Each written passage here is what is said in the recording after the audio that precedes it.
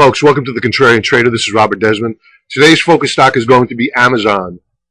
Symbol AMZN. It's a NASDAQ traded stock. We're looking to short Amazon.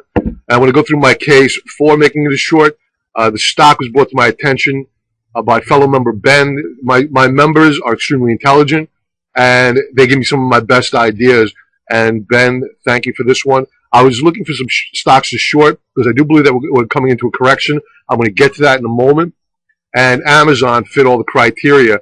So we'll be looking to build a position in Amazon.com to the short side. Folks, if you haven't shorted yet, do your research. Join my service, and I'll coach you through on how to short a stock, where to put your stop-loss orders. And tomorrow in the week ahead commentary, which I send out to members, it's about a 35-minute video. I'll go into all the averages, the indexes, the sub-indexes, our trades, and where we're going to place our stop-loss orders so that if we do take a loss, which is the only guarantee in this business, that we keep that loss small. So whenever I'm looking to short a stock, I always remember one thing, that 80 to 85% of all stocks trade with the overall averages. Those are pretty damn good odds. So if the overall market doesn't look like it's topping out, well, then what gives you any reason? You better have a darn good reason to think that the stock is going to drop too, or else you're fighting the trend, and that's not a good thing to do. I have been building short positions in the market, especially now after the QE3 announcement. You need to ask yourself, now that QE3 has been announced, what's next? I mean, really, what else is there? When you take a look at the, again, daily chart of the NASDAQ composite you're looking at, when you take a look at this chart here, it's a beautiful chart. You have the seasonally sluggish months of July, August, which is the summer, expected light volume, no activity, which were good months. Then you take a look at September, which is a banner month, and September seasonally is a horrible month. So the markets rallied in anticipation of QE3. They got through QE3, and Ben really delivered. He over-delivered on QE3. But again, you have to go back and say, what now? Where do we go to now? So here's your anticipation run-up on QE3. Ben delivers the news here. The markets spike up a little bit more because he over-delivered. And now we've gone nowhere. We're in a stalling mode. Take a look at this chart here, this line here in black. That's an overlay of Apple. In red, Amazon.com. So what you want to take a look at, if you believe that the overall market is beginning to top out, then you want to see the relative performance of the stock you're looking to short versus the overall market. Now, in this case, I certainly don't want to short Apple first before Amazon, because Apple is outperforming the overall market. Whereas with Amazon here in red, it's been underperforming the overall market. It's extremely expensive. I'll get to the valuation in a moment. It stunned me when I saw it. So on a relative strength basis, it's weak and getting weaker. Then when you take a look at the activity on Friday, and this is the real icing on the cake when it comes down to how the market is going to perform soon, take a look at the volume, the up volume on Friday. You haven't seen up volume like this since late 2011. Over 2.25 billion shares were traded, and you would think, just by looking at the volume bar, you'd sit here and say, wow, the markets must have closed up by 1-2 percentage points on Friday. Look at this volume. It's unbelievable. Then you take a look at the reality. And the reality is this. The market's only closed up 0.13% on Friday.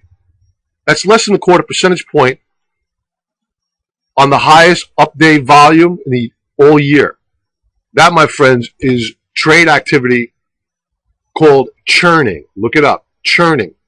And what it is this. When you have a late-stage bull run, which I believe that we're in right now, late-stage bull run, traditionally you have the retail investor that comes in, or you have your mutual funds that have really underperformed the markets all year long, trying to put that money to work in the final quarter of the year. which we're going into. So you have that combination of buyer coming in, the late to the game hedge fund manager, the late to the game mutual fund manager, and the late to the game, as always, the retail investor, which the Wall Street trader affectionately calls dumb money. Sorry, I didn't make it up. They did. That's what they call us. So you have churning in the markets. You take a look at your indicators. They're all getting somewhat extended and mature, as I like to call them. Take a look at the MACD. Very, very mature MACD. It's getting ready to take a rest. Now let's move on to the Dow Transports. The Dow Transports are critical to this market. And the reason why they're critical to this market is if you're a subscriber to a certain theory. And as a matter of fact, I'm going to make this a contest. What you see overlaid here in blue is the performance of the Dow Jones Industrial Average. The candlesticks are the Dow Jones Transports. They generally trade in correlation. And when the Dow Jones moves higher, it's expected that the Dow Transports will move higher to confirm the health of that move. You're not getting that. You have a divergence. So here's a contest. The first, let's say, 2 people that can tell me what that theory is that I just referenced, I'll give 1 year to the Contrarian trader for $100. First 2 members, that's it. I'm not making any exceptions this time. Last time I made the exceptions, like 5 people I ended up with. Not this time. First 2 people. And I'm cutting it off there. And I'll note who they are on, if you reply to me on YouTube, I'll note that you're the winner. Or if you email me, I don't want to get out your name, so I'll email you back that you won. Okay, so you have a divergence here, which is very, very negative. And the other issue, I'm going to get to this on a weekly basis with members tomorrow on the week ahead commentary, that we broke down on Friday. We broke support. We made a lower low on the transports on Friday. That is very bearish. And it's especially bearish when you have FedEx come out and reduce their numbers and guidance. Warnaco, a whole host of large companies are lowering their guidance. And what my opinion is this, is that the rally that you would normally see, that Santa Claus rally, as we go into the end of the year, we pulled forward. And the stocks are rallying now. And now you're going to see those fund managers that were fully invested, they're going to start to pull back. They're going to start to sell. And you're not going to get that huge rally that you would normally get seasonally late in the year due to the fact that we've already had that rally. And again, QE3's out there. What's next? What are they going to do to try to keep this economy alive? Absent a policy change in Washington, a fiscal change, tax change, nothing's going to happen. Ben Bernanke is the only one that is doing anything, and I don't agree with what he's doing, but he has no choice. He's got to print money to compensate for the incompetence in Congress. It's horrible. So, please, folks, if you're not going to get short, at least think about raising your stop loss orders, raising some cash, trim some of your profits, take them off the table. No one ever went broke taking a profit. So please be careful. Okay, so what you're looking at here is a daily chart of Amazon.com. Ben sent me his email yesterday regarding my opinion on it. I drew my trend line, and you see that the stock closed, most important word, the operative word there, closed below the lower band of the rising uptrend channel. That's not good. Does that mean you go jumping with both feet on Monday morning to get short of Amazon? No. More than likely, after you had a brutal day, it was down 1.28% on Friday, more than likely they're going to try to rally the stock back next week. So that's when you need to go to your 30-minute chart, and I'll get to that in a moment, to see whether or not the stock is making new intraday highs or making lower highs and then rolling over, making lower lows, okay? That's what we really need to watch out for. But before we get to that chart, let's take a look at the indicators. You can see that you slow Stokes, and this is very simple, folks. Technical analysis is just, it's quite simple. And as a matter of fact, before I get into this chart analysis, I'm watching Bulls and Bears this morning, or whatever Gary the chart guy is on Fox Business News. And his pick of the coming week, what is it? Amazon. Long. He wants us to buy Amazon up here. These financial media people, they're just so corrupt. They're just so corrupt. He seems like an honest guy, but why would you tell somebody when you have a stock that has closed below its lower band of the rising uptrend channel? You have stochastics that are this far extended, this mature, rolling over. You draw your trend line here, and they're making lower highs. It's a fact. It's in the. You're looking at a picture of it right now. How he could ignore that and tell the average viewer, the average Joe out there, the dumb money's Wall Street wants to call them, us,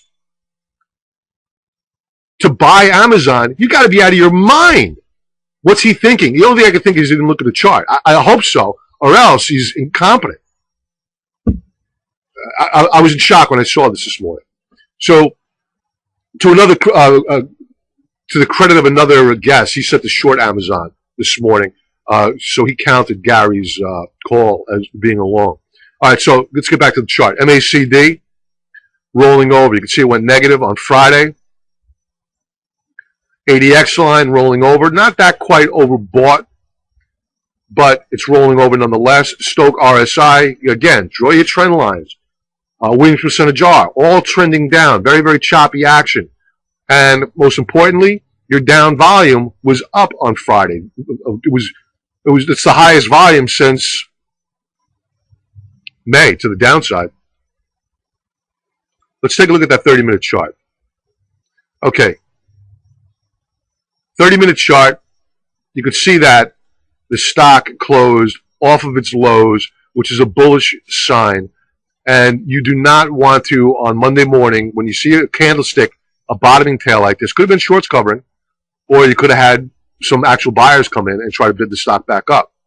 So you don't know what the case is. So it's a bullish sign, even though it was on this 30-minute segment closed down. The fact that it closed well off its lows is a sign that they may try to rally the stock on Monday morning. So please don't go jump running in on this. If you have any questions at all, please shoot me an email. I don't want you to lose money.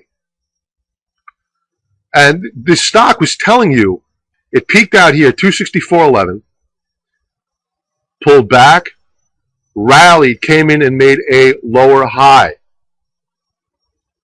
And if you draw your trend line down, the stock on an intraday basis is in a minor downtrend. That could reverse easily.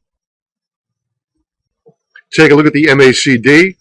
It's somewhat mature. This is one of the reasons why I believe that you're going to see a rally in Amazon.com, which will give you your opportunity to get short.